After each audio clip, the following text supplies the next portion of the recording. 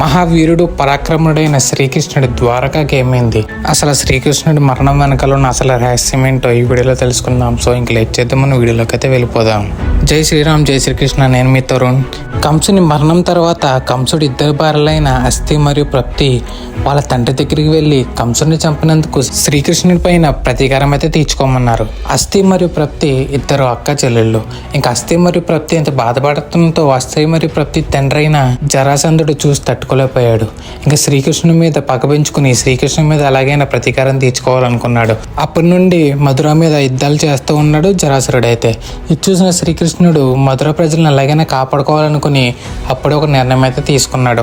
ఆ నిర్ణయం ఏంటంటే శ్రీకృష్ణుడు సముద్రుడి దగ్గరికి వెళ్ళి సముద్రుని అయితే కొంచెం స్థలం అయితే అడిగాడు.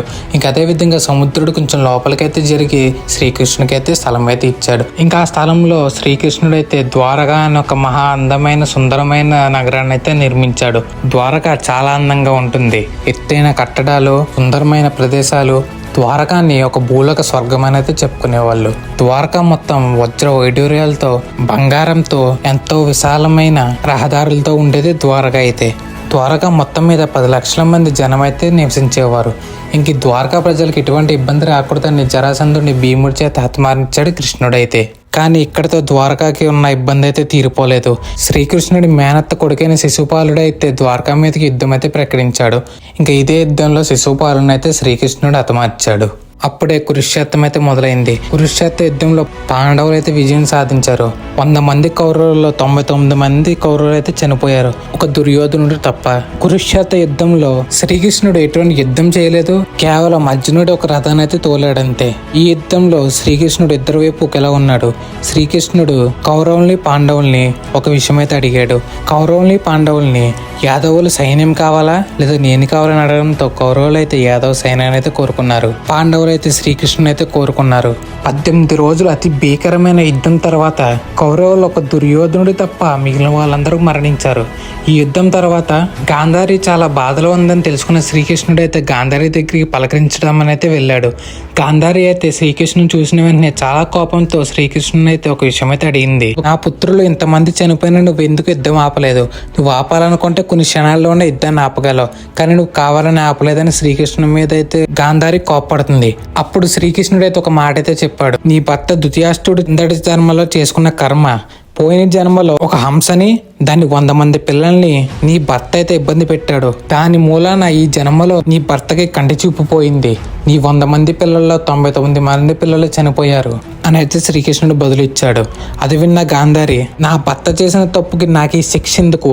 అలాగా నువ్వు కూడా నీ ముందే నీ యాదవులు మరియు ద్వారకా ప్రజలు నువ్వు చూస్తుండగానే కోల్పోతారు అని గాంధారి అయితే కృష్ణుడికి శాపం అయితే ఇచ్చింది. గాంధారి దుష్టులైన కౌరవులకి తల్లి కావచ్చు, కానీ గాంధారి మహాసావిత్రమని, గాంధారి ఇచ్చిన శాపం ఫలిస్తుందని కృష్ణుడికి అయితే తెలుసు.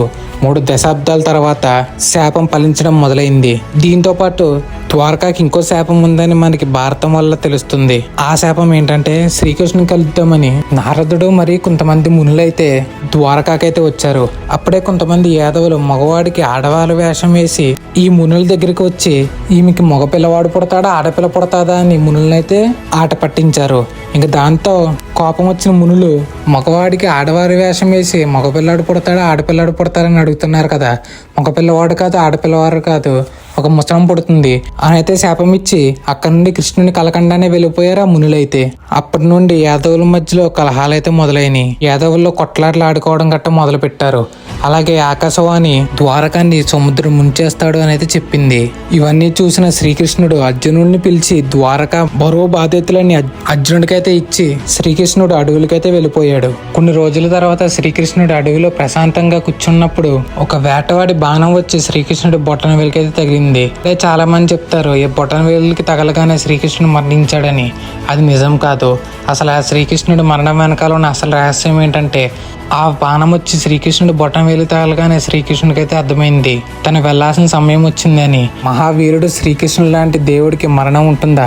ఇంకా శ్రీకృష్ణుడి రూపం వదలాల్సిన సమయం వచ్చిందని తెలుసుకుని అప్పుడుతో ఆ రూపం అయితే వదిలాడు. శ్రీకృష్ణుడు అంతర్క్రియల తర్వాత అర్జునుడు అయితే ద్వారకా ప్రజలందరినీ హస్తినాపురానికి అయితే తీసుకువెళ్ళాడు. తర్వాత అర్జునుడు చూస్తుండగానే పిడుగులు వర్షం లాంటి తోకచుక్కలు రాలిపోయి ద్వారకానైతే సముద్రుడు ముంచేశారు. మనకి ఈ విషయం అయితే భారతం మరియు భాగవతంలో కూడా ఉంది. 1987లో మనకి తెలిసింది అరేబియన్ సీలో ద్వారక అయితే ఉన్నదని. ప్రముఖ ఆర్కాలజిస్ట్ అయిన డాక్టర్ ఎస్ఆర్ రావు గారు అయితే ద్వారక అరేబియన్ సీలో 40 మీటర్ల లోపల ఉందని కనిపెట్టారు. ద్వారక క్రీస్తుపూర్వం 1443లో సముద్రంలో మునిగిందని అయితే అంటారు. కానీ డాక్టర్ ఎస్ఆర్ రావు గారి పరిశీలనలో అది క్రీస్తుపూర్వం 3050 సంవత్సరం నాటిదని అయితే తెలిసింది. డాక్టర్ రావు గారు మరియు వాళ్ళ బృందం 2001 నుండి 2004 మధ్యలో చేసిన పరిశోధనలో చాలా కొత్త విషయాలు కనిపెట్టారు ద్వారక గురించి. దీన్ని బట్టి మనకైతే తెలుస్తుంది మహాభారతం అనేది నిజంగా జరిగింది, కల్పిత కథ కాదని. మహాభారతం నిజం కాదు అనే మూర్ఖులకి ద్వారకాయే పెద్ద సాక్ష్యం. సో ఇక్కడతో ఈ వీడియో అయితే అయిపోయింది ఫ్రెండ్స్. మరో ఇంట్రెస్టింగ్ వీడియోతో మళ్ళీ కలుద్దాం. ఒకవేళ నేను చెప్పిన దాంట్లో ఎటువంటి తప్పులు ఏమన్నా ఉంటే నన్ను క్షమించండి. నాకు తెలిసిన విషయం మీకు కూడా షేర్ చేయాలని నేనైతే అనుకుని మీకు ఈ వీడియో పెట్టడం అయితే జరిగింది. ఈ వీడియో నచ్చితే లైక్ చేసి మన ఛానల్ సబ్స్క్రైబ్ చేసుకోండి.